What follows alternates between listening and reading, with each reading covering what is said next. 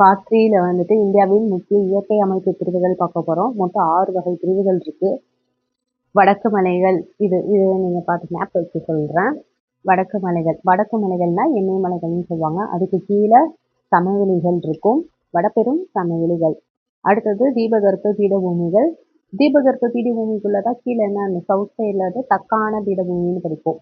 இப்போ இங்க கடல்கள் இருக்கா, கடல்கள் ஒட்டி இருக்கக்கூடியதுதான் நம்மளுக்கு கடற்கரை சமவெளிகள். அதுக்கப்புறம் தீவுகள், லட்சத்தீவு, அந்தமான் நிக்கோபார் தீவு. இந்த 6 இது. எக்ஸ்ட்ரா ஒன்று பாலைவனம். பாலைவனம்ன்றது ராஜஸ்தான்ல இருக்கக்கூடியது தார் பாலைவனம் பத்தி பார்ப்போம். இதுதான் 6 இது. இன்னைக்கு கிளாஸ்ல நம்மளுக்கு இமயமலை பார்த்துடலாம். இமயமலைன்ற வேர்டு வந்துட்டு சமஸ்கிருத சொல். அதுக்கான மீனிங் என்ன? பனியின் உறைவிடம் அப்படின்னு சொல்லுவாங்க. இதுதான் உலகிலேயே மிக இளமையான உயரமான மலைத்தொடர். அதே மாதிரியே இளமையான மடிப்பு மலைனாலும் இதுதான்.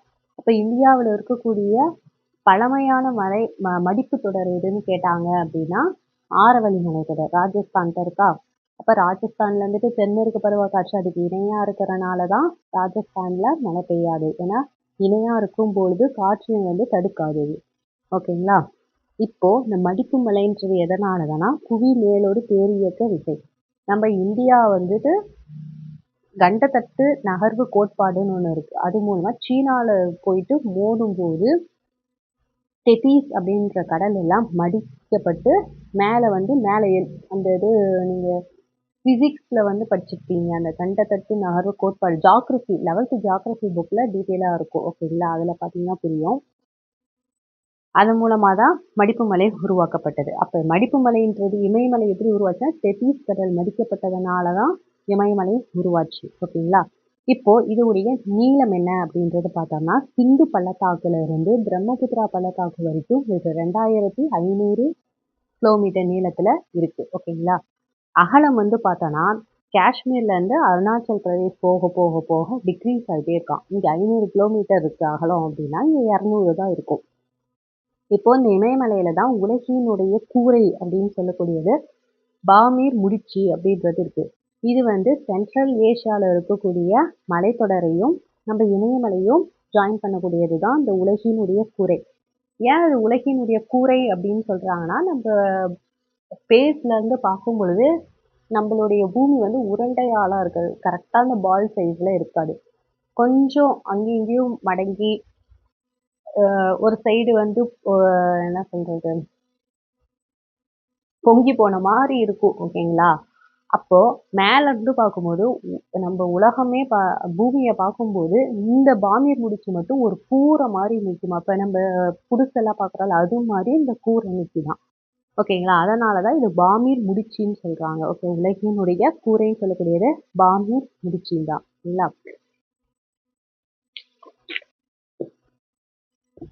இப்ப நம்ம பார்க்க போறது இந்த பாமீர் முடிச்சி இங்கதான் இருக்கு. ஆப்கானிஸ்தான் இங்க இருக்கும். இந்தியாவுக்கும் நடுவுல இருக்கும் சைனா. இந்த 3 இடத்துலயும் கனெக்ட் பண்ண இந்த இடத்துல இருக்கும் பாமீர் முடிச்சி. இப்ப வேர்ல்டுலயே அதிகமான சிகரங்கள் இருக்கக்கூடிய இடம் இங்கதான். எப்படி சொல்றாங்கன்னா மொத்தம் 14 உயரமான சிகரங்கள்ல 9 இமயமலையில தான் இருக்கு. இப்போ இமயமலையினுடைய வடிவம் எப்படின்னா வில் போன்ற வடிவம். வில் போன்ற வடிவம். இதை 3ஆ பிரிக்கிறாங்க. எப்படின்னா ஃபர்ஸ்ட் வெர்டிக்கலா நம்ம பிரிப்போம். வெர்டிக்கலா பிரிச்சா வெஸ்ட், சென்ட்ரல், ஈஸ்ட் 3ஆ பிரிக்கிறோம். இந்த வெஸ்ட்டுக்கு பேர் என்னன்னா டிரான்ஸ் இமயமலை. இதுக்கு சென்ட்ரலுக்கு மத்திய இமயமலை, இன்னும் இமயமலைன்னு சொல்லுவாங்க. ஈஸ்ட்ல இருக்கக்கூடியது பூர்வாஞ்சல் இமயமலைன்னு சொல்லுவாங்க. இப்ப இந்த சென்ட்ரலை ஹரிசாண்டலா பிரிக்கிறாங்க. இதை 3ஆ பிரிக்கிறாங்க. ஹிமாத்ரி, ஹிமாச்சல், சிவாலிக் 3 இருக்கு. அதுல ஹிமாத்ரி உள் இமயமலை, மத்திய இமயமலை, வெளி இமயமலை. அதுல ஹிமாத்ரி ஹிமாச்சல மட்டும் திரும்பி சொல்றாங்க வேற ஒரு பேர்ல. என்னன்னா ஹிமாத்ரி கிரேட்டர் இமயமலை, பெரிய இமயமலை, சிறிய இமயமலை ஹிமாச்சல் அப்படின்ட்டு பிரிக்கிறாங்க. இதை ஃபர்ஸ்ட் புரிஞ்சுக்கோங்க. இப்ப நம்ம ஒன்னொன்னா போலாம். இப்போ டிரான்ஸ் இமயமலை ஃபர்ஸ்ட் இதில் இருக்கக்கூடிய அந்த மலைத்தொடர் ஷார்ட்டா நம்மளுக்கு எதுலாம் கன்ஃபியூஸ் ஆகுமோ அதெல்லாம் ஃபர்ஸ்ட் இங்க கொடுத்துட்டேன். பின்னாடி நம்ம டீட்டெயில் அதை பார்க்கலாம். டிரான்ஸ் இமயமலை இருக்கக்கூடியது என்னன்னா காரகோரம், லடாக் மலைத்தொடர், ஜஸ்கர், கைலாஷ் மலைத்தொடர். இது 4 மலைத்தொடர் இருக்கும். இதில் பார்த்தீங்கன்னா இங்கே இருக்கக்கூடிய மலைத்தொடர்கள் வரிசையாக இருக்கும். மேப்பில் நீங்கள் பார்த்தீங்கன்னா தெரியும். காரகோரம், லடாக்கு, ஜஸ்கரு, பீர்பாஞ்சல் இப்படின்னு இருக்கும். அதுக்கு வந்து காலா ஜாபி அப்படின்னு ஷார்ட்கட் வச்சுருக்கேன். இங்கே இருக்கும். இங்கே வந்து கைலாஷ் மலைத்தொடர் இங்கே இருக்கும். ஓகேங்களா? அதில் இங்கே இருக்கக்கூடிய பீர்பாஞ்சல் தவிர்த்து மற்ற 3ம். அப்போ மற்ற 3ன்னா என்ன? இது காரகோரம், லடாக்கு, ஜஸ்கரு. அது கூட கைலாஷ். இப்போ இந்த 4மே எங்கே வருது? டிரான்ஸ் இமயமலையில் வருது. இங்கே வந்து பார்த்தோம் அப்படின்னா ட்ரெஷரி கிரானைட் பாறைகள் எல்லாமே இங்கே இருக்கும். இந்த பாறைகள் எல்லாமே உருமாறிய பாறைகள். ஓகேங்களா? அடுத்தது பூர்வாஞ்சல் அப்படியே இருக்கட்டும். அதில் நம்ம பெருசாக பார்க்க போகிறதில்ல. அது அப்புறம் அங்கே பார்த்துக்கலாம்.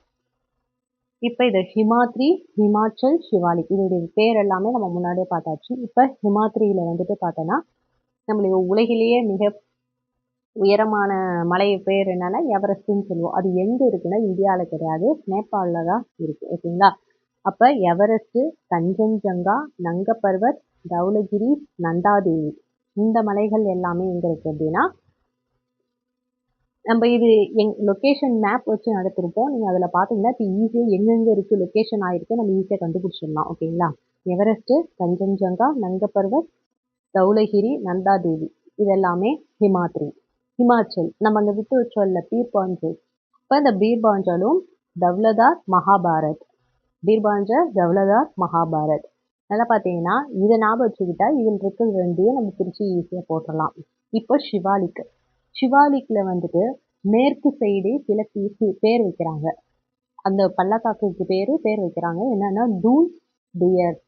Tunes dear. டூன்ஸ் அப்படின்றது இப்போ எக்ஸாம்பிள் வந்து டேராடூன். அப்போ இந்த டேராடூன் வந்து ஆட் பண்ணது இதனால தான். டூன்ஸ் டியர் மேற்கு சைடில் இருக்கக்கூடியது டேராடூன். டேராடூன் எந்த ஸ்டேட்டு? உத்தரகாண்ட். ஓகேங்களா? அப்போ டேராடூன் டியர்ஸ். இங்கே வந்துட்டு குடியேற்றத்துக்கு ஒரு உகந்த இடமாக இருக்கக்கூடியது இந்த பள்ளத்தாக்குல தான். ஷிவாலிக் மலைத்தொடரில் இருக்கும். இப்போ இந்த ஹிமாத்ரி வந்து பார்த்தோன்னா பௌதீக சிதைவு நிறைய நடக்கும். ஹிமாச்சல் இதில் வந்துட்டு பார்த்தோன்னா வெண்கல் பாறை, சுண்ணாம்பு பாறை, மணல் பாறை 3 பாறை. வெண்கல், சுண்ணாம்பு, மணல். அப்போ இது சுண்ணாம்புல கரையும் தானே, அப்போ மணலில் கரைஞ்சி போயிடும். அப்போ மண்ணெரிப்பு இங்கே ஏற்படுது. மண்ணெரிப்பு இதனாலே ஏற்படாது, மனிதர்களுடைய செயல்பாடுகளால ஏற்படும். அது பின்னாடி ஒரு இதில் இருக்கும். ஓகேங்களா? அப்போ 3 பாறை இருக்குது. இது ஃபஸ்ட்டு பேசிக்காக பார்த்துக்கோங்க. இப்போ ஒன்று ஒன்றா பார்க்கலாம். ஃபஸ்ட்டு மேற்கு இமயமலை, டிரான்ஸ் இமயமலை. இது வந்து எங்கே அமைஞ்சிருக்கு அப்படின்னா ஜம்மு அண்ட் காஷ்மீர்லையும் திபெத் பீடபூமியும்.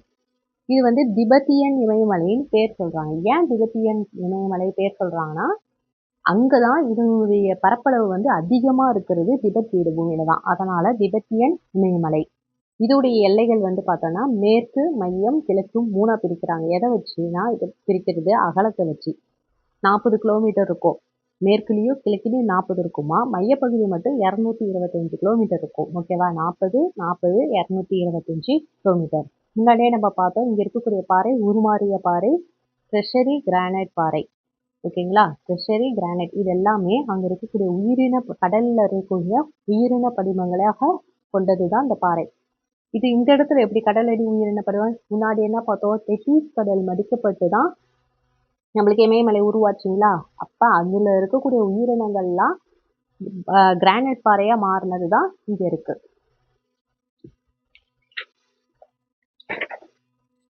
அடுத்தது இப்போ இதை சொன்னோம்ல, காரகோரம், லடாக்கு, ஜஸ்கர், கைலாஷ் மலைத்தொடர். இங்கே கைலாஷ் மலைத்தொடரில் தான் சிந்து நதி உற்பத்தி ஆகி லடாக்குக்கும் ஜஸ்கருக்கும் நடுவில் போயிட்டு பாகிஸ்தானில் இங்கே போகும். ஓகேங்களா? அது ஆறுகள் பார்க்கும்போது இன்னும் உங்களுக்கு பிடிக்கும். அடுத்தது இமயமலை பார்த்துடலாம். மத்திய இமயமலை இல்லைன்னா வெறும் இமயமலைன்னு சொல்லுவாங்க. இது 3 இமயமலை பார்த்த வகைகள்.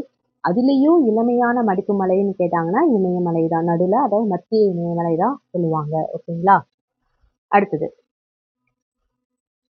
இப்போ மத்திய இமயமலையில் இதுதான் ஹிமாத்ரி ட்ரீன்றது அதிகமான நம்பரா? அப்போ அங்கே தான் உயரமானது மலைகள் எல்லாமே செங்குத்தாக இருக்குது அப்படின்னு ஞாபகம் வச்சுக்கலாம். இப்போ இது 3 சும்மா பிக்சரை ஞாபகம் வச்சுக்கோங்க. எனக்கு புரிகிற மாதிரி நான் போட்டிருக்கேன், நீங்கள் போட்டுக்கலாம். இது வந்து ஹிமாத்ரி, ஹிமாச்சல், ஷிவாலிக். இப்போ இது 2 ஜாயின் இங்கே பனி எப்பயுமே இருந்துக்கிட்டே இருக்குமா? இப்போ ஹிமாத்ரினாவே நம்மளுக்கு எவரெஸ்ட்டை வச்சு ஞாபகம் வச்சு இதை போட்டுக்கோங்க. 2 ஜாயிண்ட்டாக இருக்கும். அடுத்தது வந்துட்டு பனினர், இது வந்து பனி போட்டிருக்கேன். ஹிமாச்சல்ல ஜாயிண்டா இருக்கும். ஆனா பனி காணாம். அடுத்தது வந்து ஷிவாலிக்ல ஜாயிண்ட் இல்லாம இருக்கும். ஓகேங்களா? இப்போ ரெயின்ஃபால் வந்துட்டு இங்க அதிகமா இருக்காது. இங்க தான் ஹிமாச்சல்ல ரெயின்ஃபால் அதிகமா இருக்கும். ஷிவாலிக்கை விட ஹிமாச்சல்ல கம்மி தான் இருக்கு. அப்ப மழைப்பொழிவு அதிகமா இருக்கிறது ஹிமாச்சல், 2வது ஷிவாலிக், 3வது தான் ஹிமாத்ரி. ஏன்னா இங்க பனிப்பொழிவு தான் இருக்கும். மழைப்பொழிவு கம்மி தான். அதே மாரி இது 2மே தொடர்ச்சியா இருக்கும். ஷிவாலிக் தொடர்ச்சியற்றது. ஓகேங்களா? இப்போ பார்க்கலாம். இதனுடைய அகலம், உயரம் இதெல்லாம் நீங்க அப்படியே மெமரி பண்ணிக்கோங்க. இங்க வந்து குறைவான மழைப்பொழிவு இருக்கும். பௌதிக சிதைவு இதெல்லாம் முன்னாடியே பார்த்தாச்சு. அடுத்தது இதுல முக்கியமான எவரெஸ்ட், கஞ்சன்ஜங்கா இதோடைய உயரம் நல்லா பாத்துக்கோ. 8 எட்டா 4 எட்டா வச்சா எவரெஸ்ட் போய் சேர்ந்துடலாம் அப்படின்னு சொல்லுவாங்க. இது 85, 86 நேபாளில் இருக்கு. நேபாள், சிக்கிம். கஞ்சன்ஜங்காவும் நேபாள், சிக்கிம் 2க்கும் பார்டர் தான். தொடர்ச்சியான மலைத்தொடர் இருப்பதா பார்த்தோம். நிரந்தரமான பனிசூழ் அதாவது இந்த நிரந்தரமாக பனி சூழ்ந்து காணப்படும். இங்க இருக்கக்கூடிய அந்த பனியாறுகள் என்னென்ன அப்படின்னு பார்த்தோன்னா கங்கோத்ரி, யமுனோத்ரி, சியாச்சி. கங்கோத்ரி, யமுனோத்ரி, சியாச்சி. இப்ப அடுத்தது பார்க்க போறது ஹிமாச்சல். ஹிமாச்சல்ல முக்கியமா நம்ம என்ன சொன்னோம் பீர்பாஞ்சல் அப்படின்றத பார்த்தோமா. இந்த வேல்யூஸ் எல்லாமே நீங்க அப்படியே பார்த்துக்கோங்க. இதுல 3 பாறை இருக்குன்னு பார்த்துட்டோம். அந்த 3 பாறை மண்ணெரிப்பு எதனால ஏற்படுது? நகரமயமாதல், காடுகள் அழிக்கிறாங்க, அதிகமான மழைப்பொழிவு. ஓகேங்களா? முன்னாடி பார்த்தோமா அதிகமான மழைப்பொழிவு இருக்கிறதுனாலையும் மண்ணெரிப்பு ஏற்படுது. இங்க இருக்கக்கூடிய மலைத்தொடர்கள் முன்னாடி பார்த்தாச்சு. 4 புனித இடங்கள் இருக்கும். பத்ரிநாத், கேதார்நாத், வைஷ்ணவி தேவி, இன்னொன்று என்னது இருக்கு அமர்நாத், கேதார்நாத், வைஷ்ணவி தேவி. ஓகே சொல்லிட்டாங்களா? இப்போ இங்க இருக்கக்கூடிய கோடை வாழிடங்கள் வந்து பார்த்தோன்னா சிம்லா, முசோரி, நைனிடால், அல்மோரா, ராணிகட், டார்ஜிலிங், ஸ்ரீநகர், பஹல்காம். இப்போ கூட பஹல்காம் அட்டாக்லாம் நடந்தது. அது குல்மார்க். இப்போ இது எங்கெங்க இருக்குன்னு பாருங்களேன். சிம்லா, முசோரி. சிம்லா வந்துட்டு எங்க இருக்கு? ஹிமாச்சல்ல இருக்கு. அடுத்து முசோரி, ராணிகட், அல்மோரா, நைனிடால். முசோரி, ராணிகட், அல்மோரா, நைனிடால். நம்மளுக்கு தெரியும் டார்ஜிலிங் வெஸ்ட் பெங்கால்ல மார்க் பண்ணிட்டு வெஸ்ட் பெங்கால் இங்கே வரும். வெஸ்ட் பெங்கால்ல இருக்கக்கூடியது தான் டார்ஜிலிங். அதுக்கு தான் ஃபர்ஸ்ட் ஜிஐ டேக் கொடுத்தாங்க. ஓகேங்களா? உங்களுக்கான கொஸ்டின் என்ன? ஜிஐ டேக் இப்போ அதிகமாக இருக்கக்கூடிய ஸ்டேட் எதுன்னு கமெண்ட்ல பண்ணுங்க. ஃபர்ஸ்ட் ஜிஐ டேக் வந்து டார்ஜிலிங் டீக்கு கொடுத்துருக்காங்க. இப்போ அடுத்தது ஷிவாலிக், வெளி இமயமலைன்னு சொல்லுவோம். இது வந்து ஜம்மு காஷ்மீர்லேருந்து ஸ்டார்ட் ஆகி அசாம்லேயே முடிஞ்சிடும். இது நல்லா பார்த்துக்கோங்க. நிறைய பேர் வந்துட்டு அருணாச்சல் பிரதேஷ் வரைக்கும் இருக்கும்னு நினச்சிக்குவாங்க. அப்படி கிடையாது. ஷிவாலிக் வெளி இமயமலை ஜம்மு காஷ்மீரில் ஸ்டார்ட் ஆகி அசாமில் முடிஞ்சிடும். இங்கே தான் ஆறுகளால் உருவாக்கப்பட்ட படிவுகள் எல்லாமே இங்கே தான் இருக்கும். அதை வச்சு தான் இது ஷிவாலிக் இமயமலையே உருவாச்சு. ஓகேங்களா? என்ன நடக்கும்னா இப்போ இமயமலை இருக்கா, ஹிமாத்ரி இருக்கும், அடுத்தது ஹிமாச்சல், ஷிவாலிக். இப்போ இங்க ஷிவாலிக்ல இருந்து இங்க மலை வந்து இங்க இருந்து படிவுகள் இருக்குமா, இங்க இருந்து அடிச்சுட்டு வந்து கல்லுகள்லாம் ஃபார்ம் ஆகும். கல்லுகள்லாம் ஃபார்ம் ஆகுறதுக்கு பேர் என்னன்னா பாபர். ஓகேங்களா? பாபர். இங்க வந்து நுண்துளைகள் அதிகமாக இருக்கு. தண்ணி இங்க தேக்கவே தேங்காது. அடியில உள்ள போயிடும். மண்ணுக்குள்ள மறைஞ்சு போயிடும். அதுக்கப்புறம் வந்து தராய் நிலம் இருக்கும். தராய் சமவெளி. தராய் நிலத்துல உள்ள இங்க பாபர்ல உள்ள போச்சு பாத்தீங்களா, நீர் எல்லாம் உள்ள போயிடுச்சு. அப்ப தராயில அது எல்லாமே வெளியே வரும். அப்பதான் என்ன ஈரப்பதம் அதிகமா இருக்கும், சதுப்பு நிலங்களா இருக்கும். அங்கதான் என்ன ஃபார்ம் ஆகுது அப்படின்னா சுந்தரவன டெல்டா, சாரி சதுப்பு நிலங்கள். சதுப்பு நிலங்கள் ஃபுல்லாவே அங்கதான் உருவாகுது. அதனாலதான் ஈரப்பதம் எப்பயுமே இருந்துகிட்டே இருக்கும். அதனால சதுப்பு நிலங்கள் உருவாகும். நிறைய இயற்கை தாவரங்கள் அதிகமா இருக்கும். ஓகேங்களா? அடுத்தது வந்துட்டு மிகவும் தொடர்ச்சியற்ற மலை, குடியிருப்பு வசதிக்கு ஏற்றதாக இருக்கக்கூடியது. ஓகேங்களா? குடியிருப்பு வசதிக்கு ரொம்ப ஏற்றது. முன்னாடி சொன்ன டூன்ஸ் டுயர், டேராடூன் அப்படின்னு வரனால இது வந்துட்டு டூன், அதாவது ஷிவாலிக் இமயமலையில இருக்கக்கூடியது. டூன்ஸ்னா என்ன மீனிங்னா குறுகலான நீண்ட பள்ளத்தாக்கு. குறுகலான நீண்ட அகலம் வந்து குறுகலா இருக்கும், நீளமா இருக்கும். ஓகேங்களா? அடுத்தது பூர்வாஞ்சல். பூர்வாஞ்சல் ரொம்ப ஈஸி தான். வடகிழக்கு மாநிலங்கள் ஃபுல்லாக கவர் ஆகும். பெரும்பாலான குன்றுகள் எங்கே இருக்குன்னா மியான்மருக்கும் இந்தியாவுடைய எல்லையிலேயே இருக்கும். ஓகேங்களா? மியான்மருக்கும் இந்தியாவுடைய எல்லையிலேயே இருக்கும். இங்கே இருக்கக்கூடிய டாஃப்லா, அபோர், மிஸ்மி, பட்காய்பம், நாகா, மணிப்பூர், மிகிர், காரோ, காஷி, ஜெயின்டியா குன்றுகள் இதெல்லாமே இங்கே தான் இருக்குது. நல்லா பார்த்தீங்கன்னா மற்ற ஸ்டேட்ஸில் நீங்கள் நார்த் சைடு கேட்டால் கூட நீங்கள் ஆன்சர் போட்டுருவீங்க. நார்த் ஈஸ்ட் கேட்டாங்கன்னா கன்ஃபியூஸ் ஆகும். நல்லா நார்த் ஈஸ்ட் வந்து ஈஸியாக எலிமினேட் பண்ணலாம். நீங்கள் வந்து நார்த்து மற்ற சவுத் சைடு இதெல்லாம் நல்லா படிச்சிட்டிங்கன்னா நார்த் ஈஸ்ட்டு போட்டுடலாம். ஓகேங்களா? நல்லா ஒரு வாட்டி ரீட் பண்ணிக்கோங்க. இந்த காசியா ஜெயின்டியா குன்றுகள்லாம் ரொம்ப முக்கியமானது. மேப்பில் பாருங்கள் எங்கே இருக்குன்னு பார்க்கலாம். இப்போ பூர்வாஞ்சல் இங்கே காசி ஜெயின்டியா குன்றுகள் எல்லாமே எங்கே இருக்குது? மேகாலயா ஸ்டேட்டில் இருக்குது. இங்கே தான் வந்து மிக அதிகமாக உலகிலேயே அதிகமான மழைப்பொழிவு ஏற்படக்கூடிய இடம் வந்து மவுண்டன் ஓகேங்களா? மவுண்டன் தான் மழைப்பொழிவுகள் அதிகமாக இருக்குது. அது காசி மலைத்தொடரில் தான் இருக்குது. இங்கே பார்த்தீங்கன்னா அபூரு, டாஃப்லா, மிஸ்மி, பட்காய்பன், நாகா, மீகிர் எல்லாமே இங்கே தான் இருக்குது. மிஜோ ஒரு ஜஸ்ட் ரீட் பண்ணிக்கோங்க.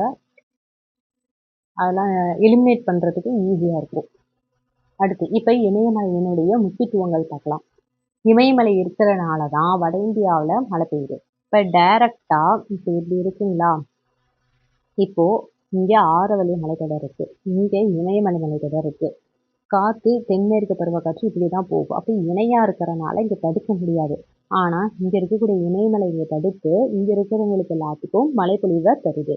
இப்போ வட இந்தியாவில் மழைப்பொழிவை தரக்கூடிய ஒரு முக்கியமான சோர்ஸாக இருக்கக்கூடிய தென்மேற்கு பருவக்காற்று தான். இன்னொன்று இது வந்து இயற்கை அரணாக இருக்குது. இப்போ சைனாவிலேருந்து வரக்கூடிய இங்கே இருக்கக்கூடிய குளிர்காற்றையும் இங்கேயே தடுத்துரும். நமக்குள்ளே இங்கே வராது. இல்லைன்னா இங்கே இமயமலையே இல்லைன்னா குளிர்காற்று என்ன ஆகும்? உள்ளே வந்துட்டு எல்லாம் பனி சூழ்ந்துடும். அப்புறம் கோடை வாழிடங்கள் நிறையா இருக்குது. புனித தலங்கள் அதிகமாக இருக்குது. வற்றாத நதிகளின் பிறப்பிடமாக இருக்குது. சிந்து, கங்கை, பிரம்மபுத்திரா. ஏன் வற்றாத நதிகள் சொல்கிறாங்க? மழைப்பொழிவு இல்லாத காலத்தில் பனிகள் உருகி அவங்களுக்கு அது சோர்ஸ் வந்து வாட்டர் சோர்ஸ் கிடைக்கும். ஆனால் நம்ம சவுத் சைடில் இருக்கவங்களுக்கு வந்து பார்த்திங்கன்னா மழைப்பொழிவு பெஞ்சாதான் அது வடகிழக்கு பருவக்காற்று வந்தால் மட்டும்தான் நம்மளுக்கு அந்த டைமில் வாட்டர் சோர்ஸ் இருக்கும். ஓகேங்களா? அடுத்தது வனப்பொருட்கள் வந்து அதிகமாக இருக்கக்கூடிய மூலப்பொருட்களை அங்கே தான் நம்மளுக்கு கிடைக்குது. இந்த ஊசி இலை காடுகள் எல்லாமே அங்கே தான் அதிகமாக இருக்கும். அடுத்தது வந்து இது சொல்லியாச்சுங்களா, பல்லுயிர் மண்டலம். அது பயோடைவர்சிட்டி அதிகமாக இருக்குது. சுற்றுலா பயணிகளினுடைய சொர்க்கம்னு சொல்லுவாங்க. ஓகேங்களா? இதுதான் இமயமலையினுடைய ஃபுல்லாகவே. அடுத்த கிளாஸில் வந்துட்டு நம்ம வடபெரும் சமவெளிகள் பார்க்கலாம். தேங்க்யூ.